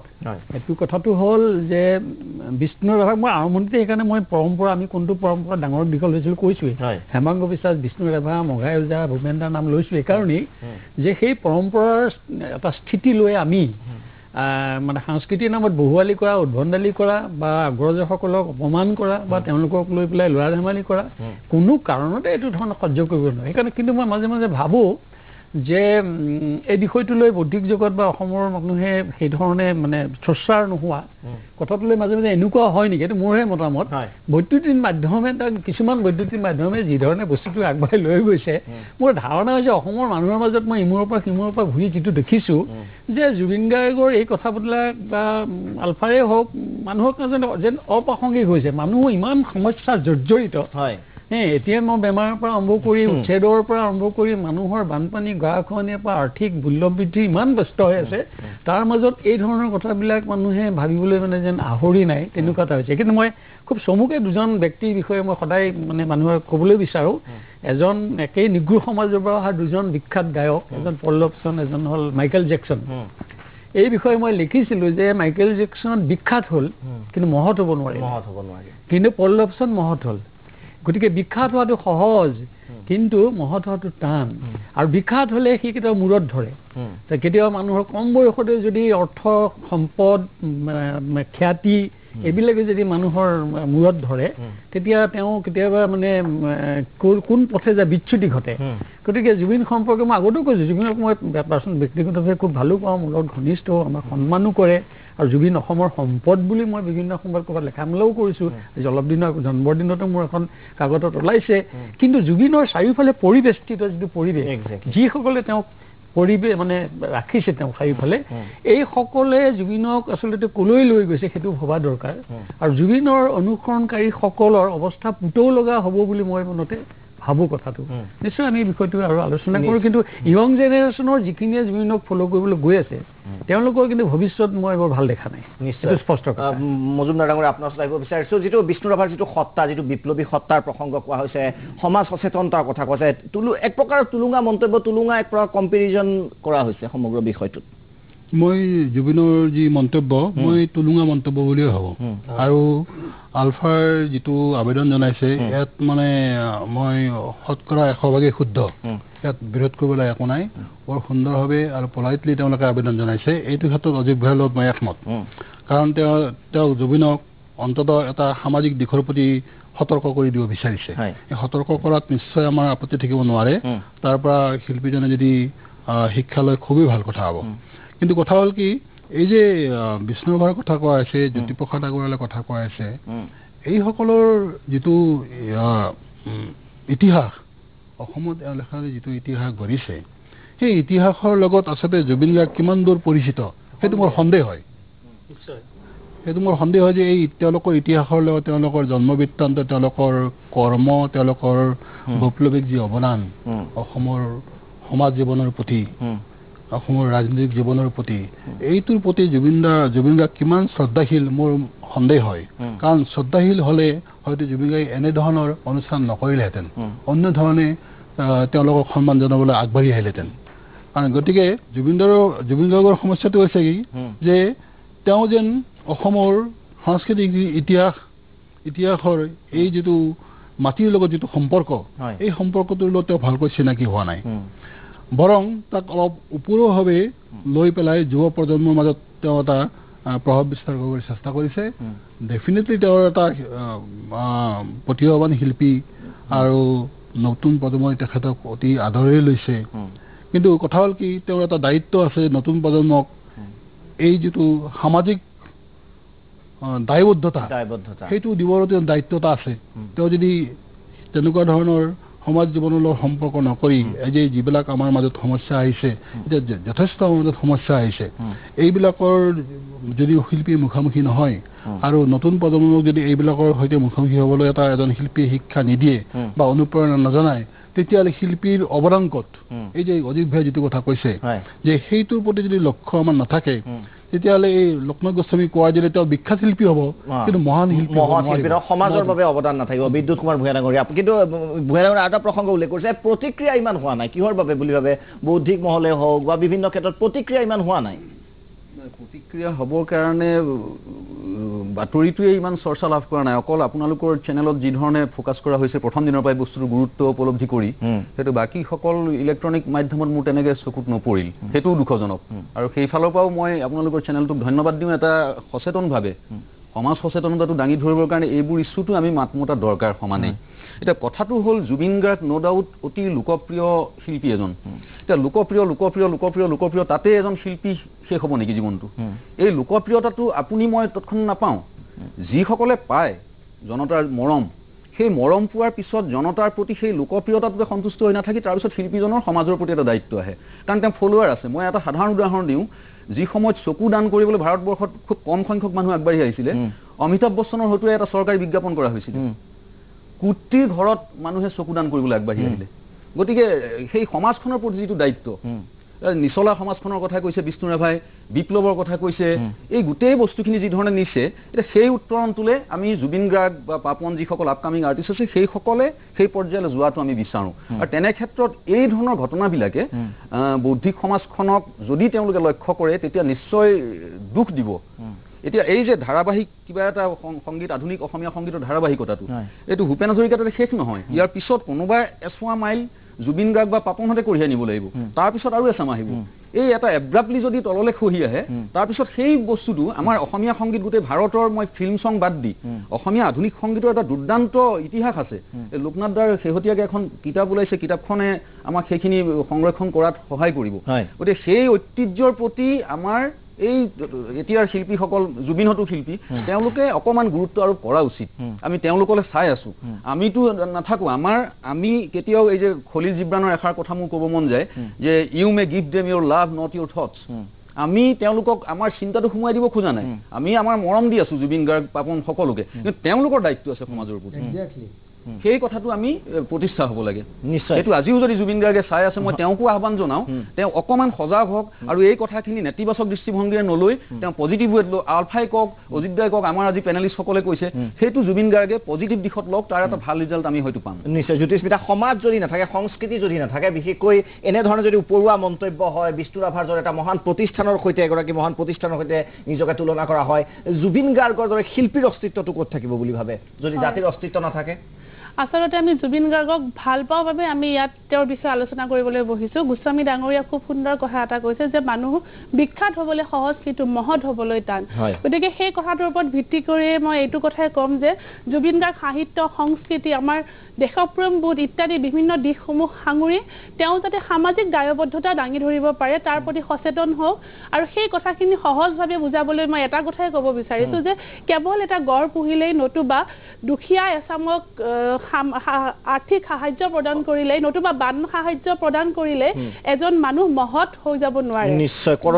এটা উদাহৰণ মই দিব বিচাৰিছোঁ এনেকুৱা ধৰণে যে এখন খুব সাধাৰণ উদাহৰণ এখন সুঠ বগা চাদৰৰ সম্পূৰ্ণ পৰিপাটি পৰিষ্কাৰ চাদৰ এখনৰ যদি মাথো এটি কোনত দাগ লাগি থাকে আমি সেই গোটেই চাদৰখনকে দাগি বুলিয়ে ক'ম গতিকে সেই কথাটোৰ প্ৰতি লক্ষ্য ৰাখি যথেষ্ট কৰা হয় জুবিনৰ প্ৰতি নিশ্চয় অজিত কুমাৰ ভূঞা ডাঙৰীয়া আপোনাৰ ওচৰত আহিব বিচাৰিছোঁ এইবাৰ আপোনাৰ প্ৰসংগটো আন এটা যে ইমান প্ৰতিভা থকা স্বত্তেও সাহিত্যৰ ক্ষেত্ৰতো যথেষ্ট আমি দেখিছোঁ গীতি সাহিত্য জুবিন গাৰ্গৰ অনন্য স্বীকাৰ কৰক বা নকৰক কিন্তু প্ৰসংগটো হ'ল আপোনাৰ পৰা জানিব বিচাৰিছোঁ যে কিয় ইমান বিতৰ্ক বুলি ভাবে জুবিনে কিয় জানিও নাজানে এনে সংগ দুখ আচলতে কিহৰ বাবে সমস্যাটো কিহৰ বাবে বুলি ভাবে চাওক জুবিন গাৰ্গৰ এই যিবোৰ তেওঁ আচৰণ কৰে মজুমদাৰে যিটো আচৰণ শব্দটো কৈছে মই এই শব্দটো বিচাৰি ফুৰিছিলোঁ ভাল শব্দ তেওঁ যিটো আচৰণ কৰে সেই সম্পৰ্কে অসমৰ মানুহৰ এটা ধাৰণা আছে আৰু সেইটোৱে কি বুজায় যে তেওঁ সাংস্কৃতিক মন এটাৰ অধিকাৰী নহয় আচলতে এটা সংস্কৃতি বুলি ক'লে এটা বৰ ডাঙৰ ব্যাপক শব্দ আৰু যিটো গোস্বামী ডাঙৰীয়াই কৈছে যে মই তাকে বিখ্যাত আৰু মহৎ এইটো খুব ভাল কথা আমি সকলোৱে কিন্তু তাত মই গণশিল্পী আৰু জনপ্ৰিয় শিল্পী এই শব্দটা আনিব কৈছোঁ গণশিল্পীৰ তাৎপৰ্য গণশিল্পী কাক কয় এই কথাটোৰ কাৰণে যথেষ্ট অধ্যয়নৰ প্ৰয়োজন হ'ব গণশিল্পী হোৱা ইমান সহজ কথা নহয় আৰু ভূপেন হাজৰিকা হেমাংগ বিশ্বাসৰ ত্যাগ এই কথাটো তেওঁৰ লগত ঘূৰি ফুৰা পিছে পিছে তেওঁক জুবিনক ভগৱানৰ ঠাইলৈ লৈ যাব খোজাসকলে বুজি নাপায় আৰু ভোগবাদী সংস্কৃতিৰ দ্বাৰা আক্ৰান্ত জুবিন গাৰ্গ সেইকাৰণে তেওঁ যিটো বাণিজ্যিকৰণ যিটো আমি কৈ থাকোঁ যে পণ্য তেওঁ নিজেই সাংস্কৃতিক জগতখনত পণ্যত ৰূপান্তৰিত হৈছে এখন মাৰ্কেট ইকনমি এখন বজাৰ অৰ্থনীতিত তেওঁ নিজক উটুৱাই দিছে কিন্তু সামাজিক দায়বদ্ধতাৰ প্ৰশ্নটো ক'ৰ পৰা আহিল তেওঁ প্ৰতিভা আছে বিশাল কিন্তু সেই প্ৰতিভাক কেনেধৰণে ব্যৱহাৰ হৈছে এইটো ডাঙৰ কথা গতিকে তেওঁ গণশিল্পী কাক কয় সেই কথাটো যদি বুজিবলৈ চেষ্টা কৰে বিদ্যুতে খুব ভাল কথা এটা কৈছে যে তেওঁ যদি এই অনুষ্ঠান চাই আছে তেওঁ তাক ভূপেন হাজৰিকাই কিন্তু সমালোচনাক আদৰণি জনাইছে গানত মই এদিন ভূপেন দাক এতিয়া দুখ লাগে কিবা এটা কথাত তেওঁ কয় যে সমালোচনাৰে মোকো কৰা কি কৈছে বিদ্যুৎ সমালোচনাৰে মোকো কৰা গতিকে ভূপেন হাজৰিকাই সমালোচনাক তেনেকৈ আদৰণি জনাইছে গতিকে আজি আমি বিদ্যুতে কোৱাৰ দৰে যদি চাই আছে বা তেওঁক ভাল পোৱাসকলে যদি চাই আছে যে আমি ধৰিম আৰু যিবোৰ ল'ৰা ছোৱালীয়ে ইয়াত দিছে ডেকা ল'ৰা ছোৱালীয়ে হ'ব যে সেই কথাবিলাকক মই তেওঁলোকৰ মনৰ অনুভূতিটোক মই আঘাত কৰিব খোজা নাই কিন্তু তেওঁলোকে বিষ্ণুৰ ৰাভাৰ একো পঢ়িব নালাগে অসমীয়া কৃষ্টি বুলি এটা তেওঁৰ ৰচনাৱলীত অকণমান লেখা আছে সেইটো পঢ়ি চাওক তেওঁৰ সমাজ বিজ্ঞান সম্পৰ্কে কি কৈছে নৃতত্ব সম্পৰ্কে কি অকণমান পঢ়ি চাওক তেওঁৰ জীৱনটো কেনেকুৱা আছিল কিমান হাজাৰ হাজাৰ বিঘাৰ মালিক হৈ তেওঁ কেনেকুৱা এটা জীৱন গ্ৰহণ কৰিলে সেই সময়ত সমাজত তেওঁ কি ধৰণে মানে অপমানিত হ'ল এই কথাবোৰ তেওঁলোকে পঢ়ি চাওক গতিকে তেওঁলোকেওতো পাৰিলেহেঁতেন তেনেকুৱা এটা কৰিব আত্মগোপনকাৰী জীৱন কিয় তেওঁ পালন কৰিবলগীয়া হ'ল ভূপেন হাজৰিকাৰ গান কিয় চৰকাৰে কি কয় নিষিদ্ধ কৰিবলগীয়া হ'ল তেওঁৰ কি দৰ্শন সেইকাৰণে কৈছোঁ যে এটা দৰ্শন যদি মানুহৰ নাথাকে এটা আদৰ্শৰ দ্বাৰা যদি মানুহ পৰিচালিত নহয় তেতিয়াহ'লে এই ধৰণৰ কথাবোৰে মূৰত ধৰাটো তেনেই স্বাভাৱিক এতিয়া তেওঁ ধৰি লৈছে যিটো বিদ্যুতে কৈছিলে যে শিল্পীৰ স্বাধীনতা মানে এইটো নেকি যে তেওঁ যি মন যায় তাকে কৰিব আৰু সমাজে মনে মনে থাকিব গতিকে মই বিদ্যুতে যিটো আক্ষেপ কৰিছে ময়ো মানি লওঁ যে আমি চেনেলবোৰেও বা আমি সংবাদ মাধ্যমেও এই ক্ষেত্ৰত উপযুক্ত ভূমিকা পালন কৰিব পৰা নাই এই যিটো অন্ধ ভাল পোৱা অন্ধ প্ৰেম বুলি যিটো কয় অন্ধ ভাল পোৱাই জুবিনৰ ক্ষতি কৰিছে সেইটো মই আগতেও কৈছোঁ এতিয়াও কৈছোঁ মই সদায় কওঁ কেলে ক্ষতি কৰিছে কেলে দেখাততো একো নাই তেওঁ বিৰাট ডাঙৰ তেওঁ গান গাবলৈ গ'লে লাখ লাখ মানুহ হয় সেইটোতে আহিছে মহান শিল্পী আৰু জনশিল্পীৰ মানে পাৰ্থক্যটো আহিছে নিশ্চয় গতিকে তেওঁলোকৰ দিনত এনেকুৱা একো হোৱা নাছিল বিষ্ণু ৰাভাৰ দিনত জ্যোতিপ্ৰসাদৰ দিনত কিন্তু তেওঁলোক আজি মহান ব্যক্তি, নমস্য ব্যক্তি, তেওঁলোক দিগ্গজ ব্যক্তি, দিগ্গজ শিল্পী। এইটো কিয় হৈছে এই কথাটো যদি বুজি নাপায় তেতিয়াহ'লে মই ভাবিছোঁ যে কাৰোবাৰ গাত ভেজা দি তেওঁৰ মহোৎসৱ পাতি কোনো ডাঙৰ হ'ব নোৱাৰে। এটা বিদ্যুতে ভালকৈ জানিব, এজন আপাচি ইণ্ডিয়া বুলি এজন শিল্পী ওলাইছিলে, তেওঁ গানবোৰ খুব বিকাশ হ'ল, বিদেশত তেওঁ গান গালে আশা ভোছলে আৰু ক'লে যে মই আন্তৰ্জাতিক পৰ্যায়লৈ লৈ যাব খুজিছোঁ। কিন্তু আজি আশা ভোছলে য'ত আছিল তাতে আছে, আগাচি ইণ্ডিয়া ক'লৈ গ'ল কোনেও নাজানে। কিন্তু গতিকে এওঁলোকে ইতিহাস পঢ়ক, ৰাভা ৰচনাৱলী মেলি চাওক, তেওঁক যিসকলে ভাল পায় তেওঁলোকে ৰাভা কোন ভালদৰে জানক, তেতিয়া আমাৰ সমাজৰ কামত আহিব। নিশ্চয় এই প্ৰসংগসমূহ আমি আলোচনা কৰিম, কিন্তু আৰু ডাঙৰ প্ৰশ্ন হ'ব যে জুবিনক এই বিষয়সমূহ বুজাব কোনে। আকৌ এটা প্ৰসংগ উল্লেখ কৰিছে, পৰিৱেশস্থিত যি পৰিৱেশ, সেই পৰিৱেশে জানো এই বিষয়সমূহ উপলব্ধি কৰাত সহায় কৰিব। বিৰতিৰ পিছত আমি উভতি আহিম।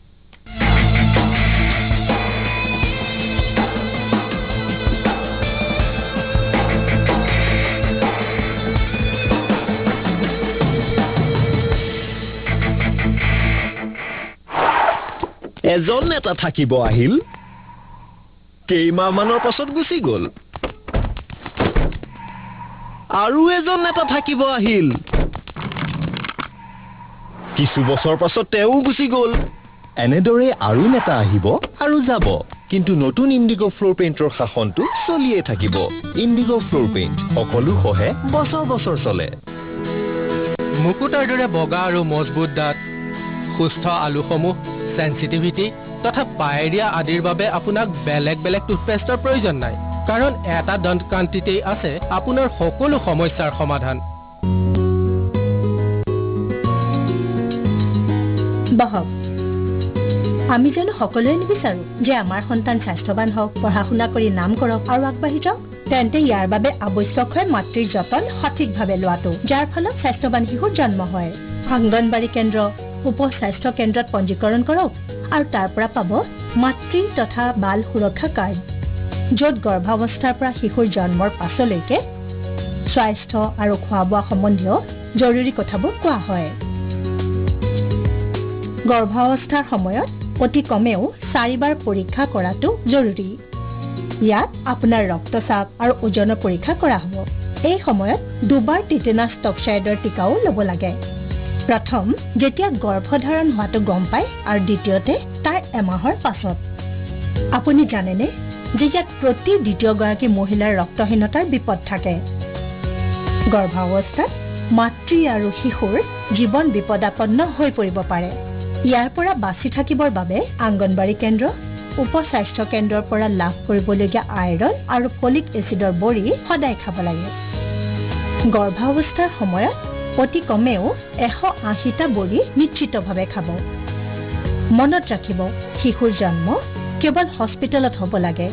আৰু মাতৃ তথা শিশু হস্পিটেলত অতি কমেও 48 ঘণ্টা থকাটো বাঞ্ছনীয়। স্বাস্থ্যৱতী মাতৃয়েহে স্বাস্থ্যৱান শিশুৰ জন্ম দিয়ে।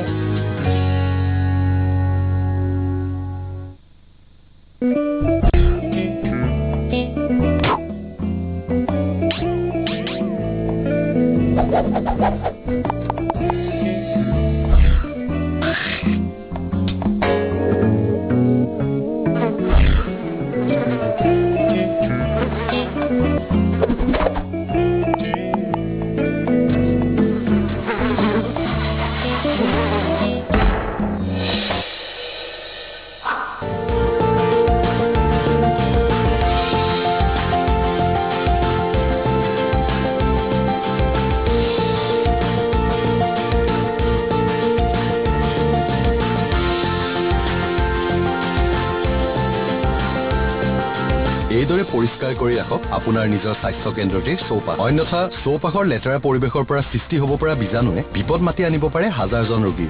চৌপাশৰ পৰিৱেশ পৰিষ্কাৰ কৰি ৰখাটো আমাৰ সকলোৰে দায়িত্ব। প্ৰগতিৰ আধাৰশিলা সবল স্বাস্থ্য, সুৰক্ষিত অসম আমাৰ লক্ষ্য। নতুন lovely CC complexion care cream, এটা নাৰিশ্বিং ক্ৰীম মেকআপৰ গুণৰ সৈতে। এনে স্কিনৰ বাবে যাক এক্সপাৰ্ট ষ্টাইল কৰা যেন লাগে। এতিয়া নতুন মিনি পেক মাত্ৰ ₹100।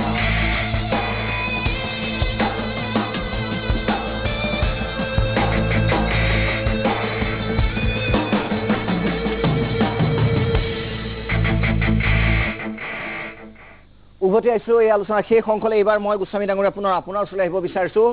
এই বিষয়সমূহ এটা প্ৰশ্ন সমস্যাৰ বিষয়ে আমি পাতিলোঁ যে যিদৰে বিষ্ণু ৰাভা প্ৰসংগত জুবিন গাৰ্গৰ প্ৰসংগ আমি উল্লেখ কৰিছোঁ। সমাধানৰ দিশত যদি জুবিন গাৰ্গে অনুষ্ঠান চাই আছে, তেওঁৰ ফেনসকলে এই অনুষ্ঠান চাই আছে, তেওঁক ভাল পোৱা অনুৰাগীয়ে এই অনুষ্ঠান চাই আছে, বিকল্প কি হ'ব? সংশোধনৰ ব্যৱস্থা আপুনি যদি কয়। ইয়াতে আলফা এটা খুব গুৰুত্বপূৰ্ণ বিষয় লিখিছে, 2 5 বছৰীয়া জুবিন গাৰ্গে নিশ্চয় এই কাৰ্যৰ গুৰুত্ব নুবুজা নহয়। এনেকুৱা নহয় যে খুব টিনেজ ল'ৰা, গতিকে এনেধৰণৰ বিষয়ৰ পৰা। গতিকে আপুনি কি ভাবে সলিউশ্যন? দীপক, মই এইখিনিতে এটা খবৰ দিওঁ। হয়, আমি আশা কৰিছোঁ যে তেওঁৰ অনুগামীসকলে চাওক, তেওঁৰ বন্ধুসকলে চাওক আৰু চিন্তা কৰক। ইয়াত কোনেও তেওঁৰ প্ৰতিভাক মানে তললৈ নিয়া নাই, তেওঁ কোনেও স্বীকৃতি নিদিয়াকৈ থকা নাই, কিন্তু এটা ডাঙৰ বিষয় উত্থাপন কৰা হৈছে। কিন্তু এইমাত্ৰ ফোন আহিছে আমাৰ প্ৰডিউচাৰলৈ, তেওঁৰ এগৰাকী মানে ঘনিষ্ঠ বুলি দাবী কৰা, ইমান গালি গালাজ কৰিছে। এইমাত্ৰ আমাৰ প্ৰডিউচাৰলৈ ফোন আহিছে আৰু ইমান গালি গালাজ কৰিছে, মোক গালি পাইছে, সেইটো পাৰক, একো আপত্তি নাই। কিন্তু তেওঁলোকে ক'ত চাই আছে তেতিয়াহ'লে? লোকনাথ গোস্বামীৰ দৰে ব্যক্তিয়ে, শিল্পীয়ে, পৰমানন্দৰ দৰে ব্যক্তিয়ে, বিদ্যুতৰ দৰে সাংবাদিকে, জ্যোতিস্মিতা শৰ্মাৰ দৰে এডভকেটে কি কৈ আছে তেওঁলোকে যে চাইছে। মই সেই আজি যিটো বিদ্যুতে কৈছিলে যে তেওঁলোকৰ পৰা বিপদ আহিছে জুবিন গাৰ্গ। এক্সেক্টলি। কিন্তু জুবিন গাৰ্গৰ সেইটো নহয় যে তেওঁলোকৰ দ্বাৰা পৰিচালিত হৈ চলি থাকিব, সেইটো হ'লেতো আৰু বিপদজনক। গতিকে তেওঁলোকক জুবিন গাৰ্গে বুজাব লাগিব। সেই যিটো পৰমানন্দ মজুমদাৰে খুব সুন্দৰকৈ কৈছে, তেওঁৰ আচৰণৰ দ্বাৰা তেওঁলোক প্ৰভাৱিত হ'ব লাগিব। নিশ্চয়। গোস্বামী ডাঙৰীয়া আপোনাৰ ওচৰত আহিব বিচাৰিছোঁ যে এগৰাকী জ্যেষ্ঠ বিশিষ্ট শিল্পী হিচাপে আপুনি কি ক'ব যে জুবিনৰ হাতত what is the way behind, কি আছে বুলি ভাবে? অজিত ভূঞা ডাঙৰীয়াই কৈছে ভূপেন্দ্ৰাৰ গানটোৰ কথা। ভূপেন্দ্ৰাক খুব ওচৰতে পাইছোঁ, বিষ্ণু ৰাভাকো পালোঁ। বিষ্ণু ৰাভা MLA হৈছিলে, এইটো মানুহে জানে, কিন্তু MLA হৈ থকা অৱস্থাতে ঘৰটো কোৰ্টত গৈছিলে, হেৰি দিব পৰা নাছিলে। তেওঁ ঋণ লৈছে, ঋণ পৰিশোধ কৰিব পৰা নাছিলে। আৰু বিমলা প্ৰসাদ চলিহাই বোলে কাৰোবাক কৈ মেলি ঋণটো তেওঁক বোলে পৰিশোধ কৰাই দিছিলে দেই। তেওঁ ঘৰৰ ওচৰতে আমি ডাঙৰ দীঘল হৈছিলোঁ। গতিকে এজন MLA হৈছিলে আৰু অজস্ৰ সম্পত্তিও মালিক আছিলে, কিন্তু বিষ্ণু ৰাভা, হেমাংগ বিশ্বাস বা ভূপেন্দ্ৰৰ এটা সময় যিটো ষ্ট্ৰাগলিং লাইফ, সততা, সাধনা, জনগণৰ প্ৰতি এটা অতি মানে দায়বদ্ধতা আৰু মূল্যবোধ। আটাইতকৈ শিল্পীৰ আটাইতকৈ ডাঙৰ সম্পদটো হ'ল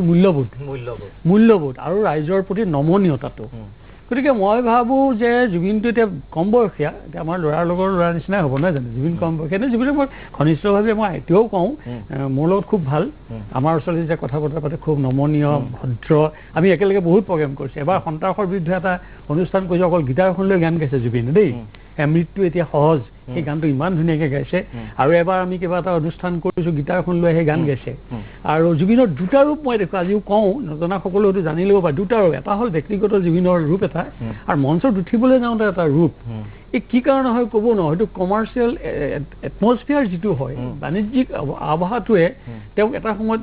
ভুল পথে পৰিচালিত কৰে নেকি। এতিয়া মোৰ সামৰণিটো বিনম্ৰ অনুৰোধে, মোৰ পুত্ৰসম, ভাতৃসম জুবিনৰ মই আগতেও সম্পদ বুলি কৈছোঁ। গতিকে জুবিনৰ প্ৰতিভাখিনি সদ্ব্যৱহাৰ হওক, আৰু জুবিন ৰাইজৰ সম্পদ হওক। আৰু জুবিনেও মোৰ বোধেৰে অকল তেওঁ কিছু সংখ্যক ফেনৰ মাজতে আবদ্ধ নাথাকি অসমৰ সাংস্কৃতিক জগতৰ কিছু মানুহৰ লগতো তেওঁ এইবিলাক এক্সচেঞ্জ কৰক, বিনিময় কৰক, চিন্তা ভাৱনা কৰক, আৰু বিষ্ণু ৰাভা সম্পৰ্কে কিছু অধ্যয়নো কৰক। কৰি তেওঁ মাটিলৈ নামি আহক, মাটিত খোপনি লৈ এনেকুৱা কৰক। আৰু এটা কথা কৈ থওঁ, এগৰাকী মই তেওঁৰ বয়োজ্যেষ্ঠ হিচাপে তেওঁতকৈ শেহতীয়াকৈ মই আৰু এটা কথা লক্ষ্য কৰিছোঁ যে জুবিনৰ ক্ৰিয়েটিভিটি, সৃষ্টিশীলতা কমি আহিছে। আৰু সেই সৃষ্টিশীলতাৰ বাহিৰে আন কিছুমান এক্টিভিটিজৰ লগত এনেকৈ জড়িত হৈছে য'ত জুবিন হেৰাই যোৱাৰ মানে নিশ্চয় আমি বিচাৰোঁ জুবিন যিটো স্থানত তেওঁৰ প্ৰাপ্য তাতে থাকক, তেওঁ যে হেৰাই নাযায়। মজুমদাৰ ডাঙৰীয়া শেষ মন্তব্য হিচাপে কি ক'ব? আচলতে এটা দৃষ্টিভংগী যদি শিল্পী এজনৰ নাথাকে, তেতিয়াহ'লে শিল্পী আচলতে হেৰাই যায়, এটা সময়ত হেৰাই যায়। মই জুবিন গাৰ্গৰ এটা অনুষ্ঠানত জুবিন গাৰ্গক মই পাইছিলোঁ, সেইটোত মই খুব ভাল লাগিছিলে। তেতিয়া তেওঁৰ এটা দায়বদ্ধতা মই পৰিচয় পাইছিলোঁ যে গুৱাহাটীত যিটো বিস্ফোৰণ হৈছিলে, বিস্ফোৰণতে আমি গোটেই গুৱাহাটীত ভাৰতীয় গণনাট্য সংঘৰ নেতৃত্বত গুৱাহাটীত আমি ভ্ৰমণ কৰিছিলোঁ শান্তিৰ কাৰণে সেইদিনা জুবিন গাৰ্গে নিজেই আমাৰ এই অনুষ্ঠানটোৰ লগত আছিলে আৰু আমাৰ লগত ভ্ৰমণ কৰিছে মই তেতিয়া খুব ভাল লাগিছিলে অন্তত এই অকেজনটো তেওঁ বুজি পাইছে অকেজনটো বুজি পাইছে আৰু তেওঁ তেতিয়া সন্ত্ৰাসৰ বিৰুদ্ধে মালিগাঁৱত গান গাইছে ইয়াৰ আমাৰ হেৰি চালমাৰীত গাইছে আৰু মই তেতিয়া হঠাৎ জুবিন হেৰাই কিয় সেইটোৱে ডাঙৰ প্ৰশ্ন হেৰাই এই কাৰণে এই যে কণ্টিনিউটি তেওঁৰ নাই মই ভাবিছিলো যে এই যে IPT অনুষ্ঠানটোলৈ আহিছে এই যিটো চিন্তা এই চিন্তাটো তেওঁ যদি আগবঢ়াই লৈ যায় মানুহে তেওঁক গ্ৰহণ কৰিব নিশ্চয় বিদ্যুৎ ভূঞা ডাঙৰীয়া আপোনাৰ ওচৰত আহিব বিচাৰিছো আমাৰ অনুষ্ঠান প্ৰায় শেষ কৰিব